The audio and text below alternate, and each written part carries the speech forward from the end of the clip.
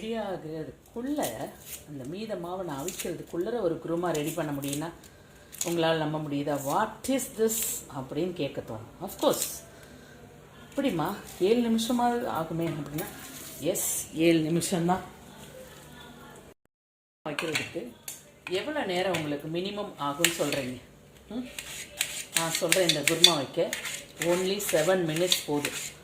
அம்மா சொல்கிறத நம்ப முடியலையே அப்படின்னா வெங்காயம் கட் பண்ணுறதுலேருந்து நீங்கள் டைம் வந்துட்டு கனெக்ட் பண்ணுங்கள். ஓகே, இப்போ ஒரு பெரிய வெங்காயம் எடுத்துருக்கிறேன். பழுத்த மிளகாய்கள் வேணும் இதுக்கு, அதனால் ஒரு 4 பழுத்த மிளகாய் நம்ம கீரிக்கிறோம்.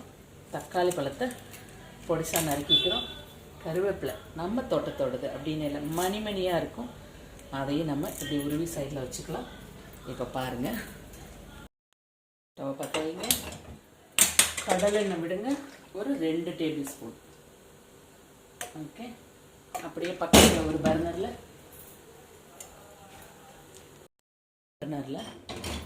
இங்கே ஒரு குட்டி வடை சட்டி வச்சுருக்கோம்.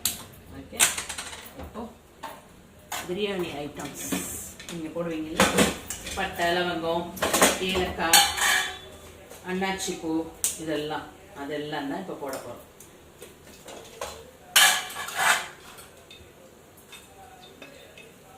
ஓகே, 2 பட்டை, 2 அன்னாச்சி பூ, ஒரு சிறு துண்டு சினமன், அதாவது போட்டாச்சு.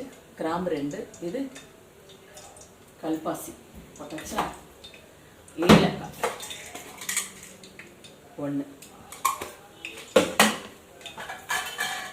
ரெடியாக இருக்கிறதுல நம்ம தேங்காய் அரைச்சிடலாம். இப்போ இதில் கொஞ்சம் எண்ணெய் விடுங்க. கேப்பில் வெயில் காலத்தில் முட்டை வாங்கினீங்கன்னா எப்பயுமே சமைக்கிறதுக்கு வரும்போது டைரெக்டாக உடச்சி விடாதீங்க. காரணம், இந்த வெயில் காலத்தில் முட்டைகள் அழுகி இருக்கும், அதாவது கூமுட்டைன்னு சொல்லுவாங்க இல்லையா. அதனால இந்த மாதிரி ஒரு பவுலில் ஜஸ்ட் இப்படி ஓப்பன் பண்ணி பாருங்கள், ஒன்றும் கலங்காமல் இருக்கா. அப்போ இந்த பவுலில் ஊற்றுங்க. இந்த பவுலில் ஏன் ஊற்றுறேன் அப்படின்னா, இந்த கவுள்வாடை எடுக்கிற இந்த ஒயிட் பார்ட்டை நம்ம எடுத்துடணும். இதை நீங்கள் ட்ரை பண்ணி பார்த்தீங்கன்னா தெரியும். ஓகே, இப்படி கலங்காமல் இப்படி சொலையாக வந்து விழுகணும், அப்போ தான் அது நல்ல முட்டை. இப்போ நீங்கள் டைரெக்டாக குழம்புல உடச்சி விட்டீங்க அப்படின்னா குழம்பே வந்துட்டு கலாஸ் அப்படி ஆகிடும். அதுக்கு தான் இந்த டிப்ஸு. அதனால தான் எவ்ரி டைம் சொல்லுவேன், நீங்கள் என்னோடய சேனலை ஸ்கிப் பண்ணாமல் பாருங்கள் அப்படின்னு. என்னோடய வீடியோஸில் வந்து நான் சொல்லிக்கிட்டே இருப்பேன், ஞாபகம் வச்சுக்கோங்க. இப்போ இது வந்துட்டு ரெடி ஆகிடுச்சு. அடுப்பை குறைச்சி வச்சுக்கோங்க. கடுகு 1/2 டீஸ்பூன் போடுங்க, வெடிக்கட்டும். இப்போ இந்த முட்டையை இதில் விடுங்க. ஓகே, முட்டை அங்கே ரெடி ஆகிட்டுருக்கு. இங்கே இது வெடிச்சிருச்சு. பச்சை மிளகாய், கருவேப்பிலை போடுங்க. அப்புறமா வெங்காயத்தை போடுங்க.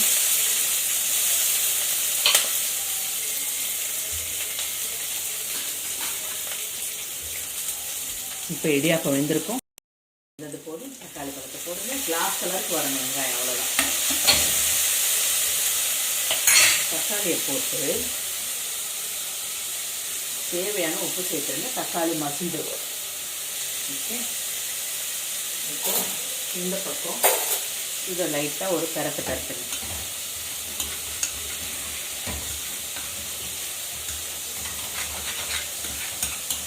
அப்படியே இருக்கட்டும். இதை அனலை குறைச்சி வச்சுருங்க. இடியாப்பம் வெந்திருக்கும், எடுத்து பார்க்கலாமா? கையில் தண்ணி தொட்டுக்கோங்க. தண்ணி தொட்டு எடுத்தீங்கன்னா வாவ், பார்த்தீங்களா, பூவாக வெந்துருச்சு. இப்போ நான் என்ன செய்கிறேன்னா அதை எடுத்துடலாம். அடுப்பு ஆஃப் பண்ணிவிட்டு எடுத்துக்கலாம். நல்லா ஃப்ரெஷ் தேங்காய் உடச்சதுன்னா நல்ல பியூர் ஒயிட்டாக இருக்கும். ஸோ அதனால் ஒரு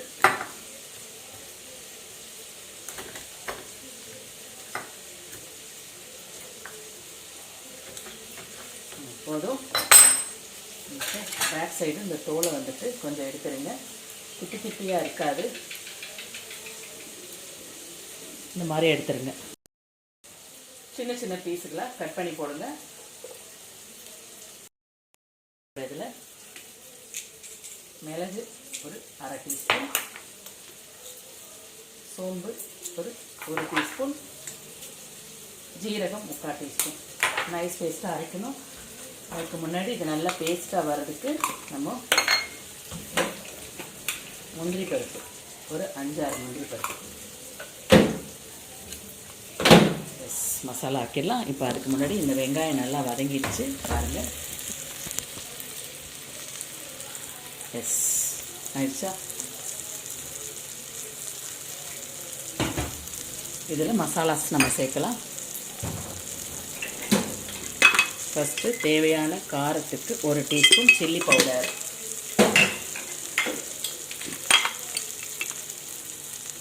1/4 டீஸ்பூன் மஞ்சள் தூள்,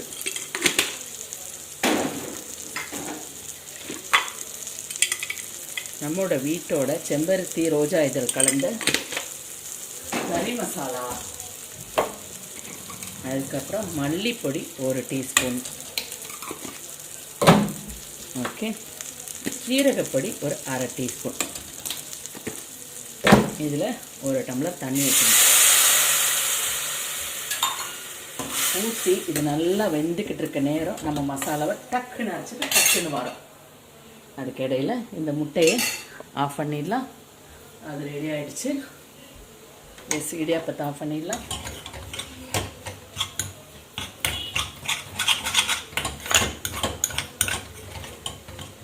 இந்த பதத்துக்கு முட்டையை கொஞ்சம் மாய்ஸ்டாக வச்சுக்கோங்க. பர்னர்லேருந்து மாற்றிடுங்க. அந்த ஹீட்லேருந்து கூட இருக்கக்கூடாது, ட்ரை ஆகிடும். இப்போது மசாலா வரைச்சிட்டு வர இதுக்கு வச்சுட்டு இடியாப்பத்தை எடுக்கலாம். வாவ், அம்மாப்பா மூக்கில் ஏறுது நெடி. எஸ்,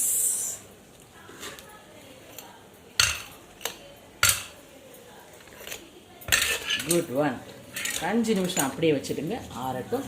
அதுக்கப்புறமா நம்ம இதை எடுக்கலாம். அதுக்குள்ளார பேஸ்ட் அரைச்சிட்டு வந்துடலாம். இப்போது மசாலா அரைச்சிட்டேன். அதுக்கு முன்னாடி முட்டையை போடுங்க.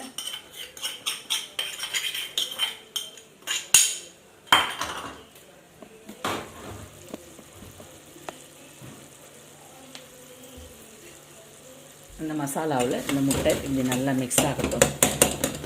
ஏன் அப்படின்னா இந்த கார சாரம் அதில் போய்ட்டு ஜம்முன்னு இறங்கும். டேஸ்ட்டு செம்மையாக இருக்கும். Okay, yes. தேங்காய் அரைச்சதை ஊற்றுங்க. தண்ணி வந்துட்டு ஒரு டம்ளர் வரைக்கும் ஊற்றலாம். காரணம் முந்திரி பருப்பு போட்டிருக்கனால திக்காகும். நமக்கு இடியாப்பத்தில் ஊறி வரணும். அப்படி சாப்பிடணும் நம்ம. அப்போ தான் டேஸ்ட் இருக்கும். Yes, perfect.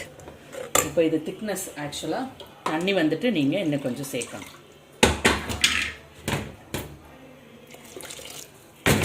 அனலை ஃபுல்லே வைங்க. ஒரு 5 நிமிஷம் கொதிச்சா போதும். ரொம்ப நேரம் கொதிக்க அவசியம் இல்லை. டேஸ்ட்டு வேறு லெவலில் இருக்குது.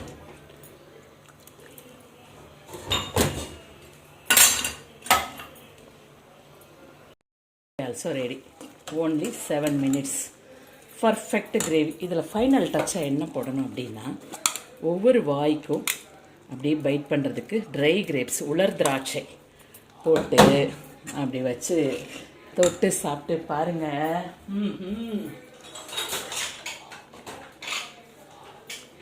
இப்படி ஒரு நச்சுன்னு